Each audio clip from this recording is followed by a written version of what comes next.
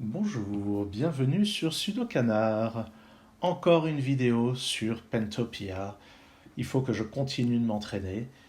Et pour le prochain pour le prochain Puzzle Grand Prix, j'ai vraiment du mal à éviter le lapsus, qui est organisé par la France, en la personne de Bastien Viadgem, le grand sudokiste, qui pour la première fois commet aussi un Puzzle Grand Prix.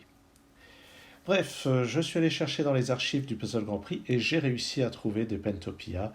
Et ils sont créés par Prasanna Seshadri, dont j'aurais vraiment pillé en long et en large la production. Mais bon, c'est un auteur tellement remarquable que c'est toujours un plaisir. J'ai appelé la règle de Pentopia. Donc on doit placer des pentomino dans une grille. Ça, c'est la grille telle qu'elle est posée au début du problème. Ça, c'est la grille résolue. On doit poser des pentomino. Donc là, vous voyez qu'il y en a 4 dans cette grille. Et le principe, c'est que les pentomino ne doivent pas se toucher, y compris en diagonale, qui doivent tous être distincts, même à rotation près, Et chaque indice qui est donné sous forme de flèche pointe vers tous les pentomino les plus proches, c'est-à-dire qu'il y a plusieurs flèches s'il y a des pentomino à égalité. Sur cet exemple, on peut voir par exemple que cette flèche va dans cette direction, parce que là on a un pentomino à distance 2, alors qu'ici c'est à distance 3, à distance 4 en fait, ici à distance 4 et ici il n'y en a pas du tout. Ici il y a 3 flèches, parce que dans ces 3 directions on a un pentomino à distance 3. Et puis ici il n'y en a pas. Ici il y a 2 flèches, on a 2 pentomino à distance 1 dans ces 2 directions, ici aucun, et ici il y en a un à distance 5. Puis ici, il y a 3 pentomino à distance 1, et c'est 3 fois le même. Voilà donc pour les règles. Voici le problème de Pentopia que j'ai extrait donc de ce Sudoku Grand Prix. Rapporté 34 points, ce qui veut dire que ça doit être a priori pas très difficile. À l'époque, j'y avais même pas touché parce que j'estimais que c'était impossible ces choses-là. Et je vais me démontrer maintenant que j'ai tort. Alors, qu'est-ce qu'on a? Déjà, on est sûr que ça c'est bon. Ça c'est bon. Alors comment est-ce que je vais... Oui, je crois que je vais noter comme ceci. Ça c'est bon et ça c'est pas bon. C'est-à-dire qu'on est sûr qu'il y a un pentomino dans cette direction. Et c'est le plus proche, donc il n'y a pas de pentomino de ces deux côtés-là. Et par ailleurs, un pentomino, il faut 5. Il faut 5 cases reliées entre elles, donc il y a au moins ces trois-là. Et je vais faire exactement la même chose ici. Ici. Ah oui, comme ça. Et comme ceci. Alors ici, j'ai la liste des pentomino en aide-mémoire. Et ce qui est intéressant à remarquer, c'est qu'on a déjà 4 pentomino dans la grille qui contiennent 3 cases consécutives. Ce qui est le cas de quasiment tous les pentomino, mais par exemple, ça n'est pas le cas du W. Bon, en fait, c'est le seul, ok. Donc c'est le seul qui ne peut pas être là. Non, en fait, ici, ça ne peut pas être le U non plus, ni le F.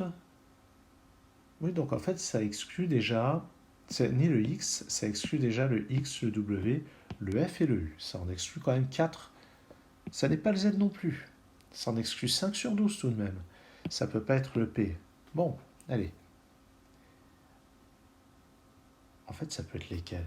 Ça peut être I, L, N. Ça peut pas être le T. Ça peut être V, Y. Et c'est tout. Allez, tiens, je vais les écrire dans cet ordre-là, parce que je trouve ça beaucoup plus sympathique. Ah oui, c'est pas rien quand même. Les seuls choix possibles pour les 4 pentomino qui sont là, c'est ces 5-là. Donc ça, et ici, alors déjà, ici, ça ne pourra pas être le V.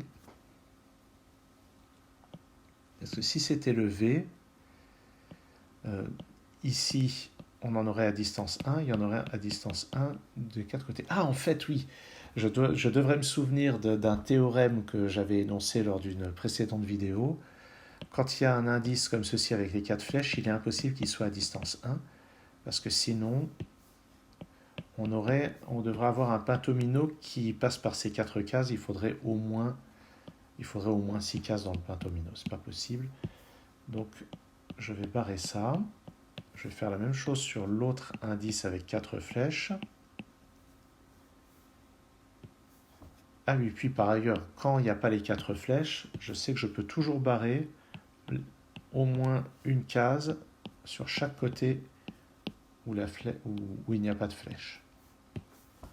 Puisque dans ces directions, le premier pentomino, s'il existe, est plus loin que dans ces directions-là. Je peux donc barrer ça aussi. Ok, maintenant que j'ai fait tout ceci de manière fort désordonnée, on peut voir que pour cet indice, le plus proche est ici. Et puis je peux le faire sortir, c'est un pentomino. Même chose ici, même chose là. Et les pentominos qui sont complètement utilisés, je peux les barrer. Ce qui est le cas aussi pas les pentominos, pardon, les flèches qui sont complètement exploitées, je peux les barrer. Ce qui est le cas des 4 flèches dans les 4 coins et de celle-ci. Ici, il ne peut pas y avoir de pentomino. Et on voit qu'ici, ça va être ou bien le Y ou bien le N, celui-ci.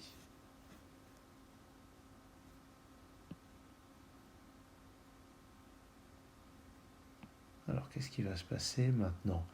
Celui-ci, c'est pas le même pentomino que celui-là, donc je peux barrer cette case. Ça ne peut pas être le même parce qu'il faudrait beaucoup trop. Et puis je peux barrer cette case parce que si ça c'était dans un pentomino, ça toucherait à la fois celui-ci et celui-là.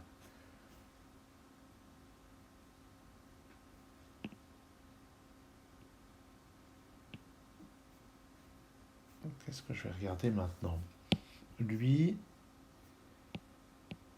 il a quelque chose à distance O plus 2.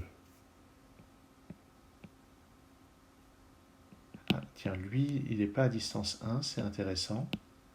Donc je peux barrer ça. Et puisqu'il n'est pas à distance 1, dans ces directions, le plus proche est au moins à distance... Donc oui, donc, dans cette direction, c'est au moins à distance... C'est au plus... C'est au moins à distance 2, donc dans cette direction, c'est au moins à distance 3. Et je peux barrer ça et ça.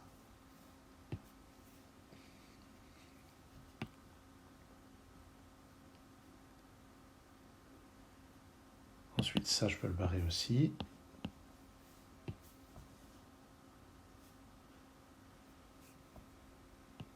Qu'est-ce qui se passe par ici?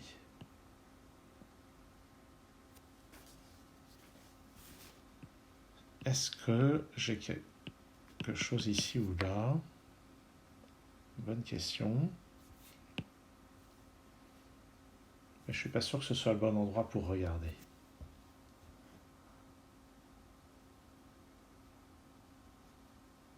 Ici, est-ce que le plus proche c'est ça? Si là on a un V, la réponse est oui. Lui, il n'est pas avec ça. Il peut être avec ça. Lui, il est forcément avec ça. Imaginons qu'il ne soit pas avec. Ça veut dire que je dois séparer comme ça. Donc je peux le continuer comme ça et j'ai pas assez de place. Donc non, ils sont forcément ensemble. Donc ils vont se rejoindre par là, mais ça peut être un W ou un V. Par contre, ce qui est sûr, c'est qu'ici, il n'y a rien. Donc lui, c'est vraiment le plus proche à distance 3. Donc c'est à distance 3 dans chacune des 4 directions. Ici, il faut que ça sorte. Lui, il va être pleinement utilisé comme ceci. Bon, il se passe plein de choses là. Hein. Donc ça, c'est toujours pas réglé.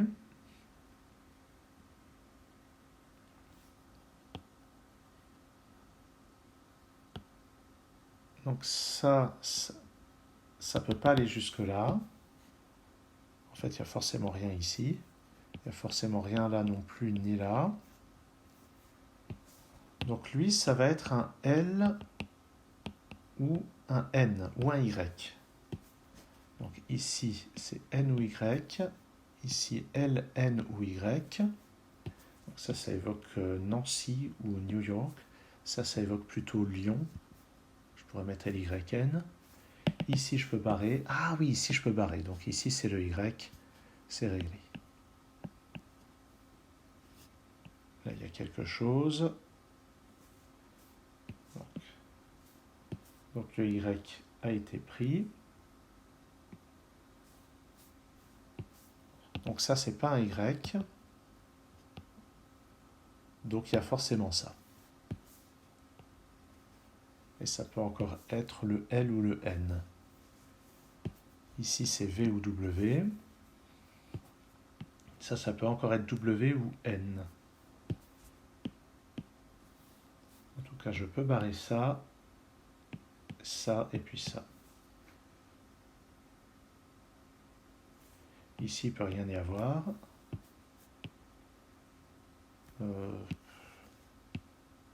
Ouais. Enfin, alors c'est vrai, mais pas de manière aussi simple que ce que j'avais fait. Si ici il y a quelque chose, ça ne sera pas avec lui, donc ça sera avec lui, ça fera un I, mais si je mets un I ici, la seule manière de plonger ça, c'est en faisant un I. Donc ça ferait un pentomino qui se répète, et ça c'est interdit. Maintenant, pour cet indice, on voit que celui dans cette direction, il est forcément là. Donc c'est une distance 2. Et ici, c'est pas à distance 2. Puisque sinon, il y aurait une flèche dans cette direction. Donc lui, il faut qu'il sorte.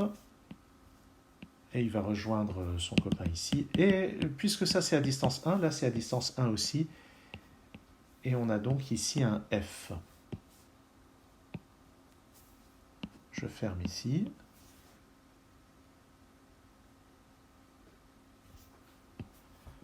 Je sais que ça n'est pas un Y. Donc il y a ça. Et lui aussi, c'est un L ou un N. Ah, mais non, ça pourrait être un I. Ouais, ça pourrait aussi être un I. Il faut que je me méfie. Cette flèche-là, alors cette flèche est réalisée.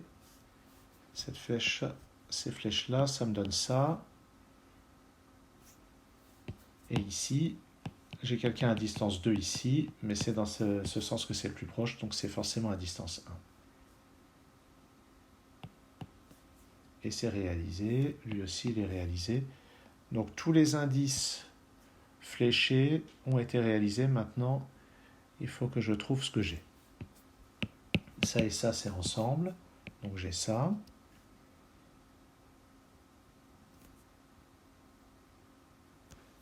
Donc ici, c'est pas un I, mais ça je le savais déjà, je crois. Je sais plus. Bon, en tout cas, ceux-là sont ensemble. Et voilà, j'ai mon V.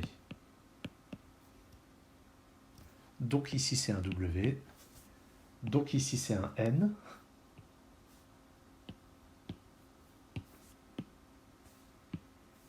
Donc ici, ça va être un L. Oh, les cascades, génial. Je reconnais mon prasana. Maintenant, lui, ça peut pas être un W. Ça peut pas être un N. Ça peut pas être un F, donc c'est un P.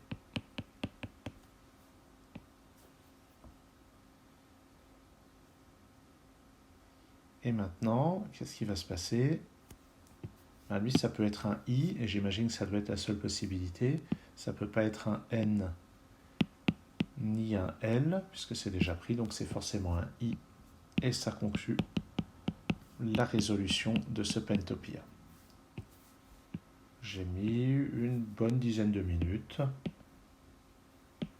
Ouais, ça me va. Je ferme ça aussi. Ça me va, une dizaine de minutes pour ce problème. Toujours aussi sympa ce jeu de logique. Ça me plaît vraiment. Ben, merci d'avoir suivi cette vidéo et à bientôt sur Sudokanar pour d'autres jeux de logique. Et peut-être que je me remettrai à faire un peu de Sudoku à l'occasion.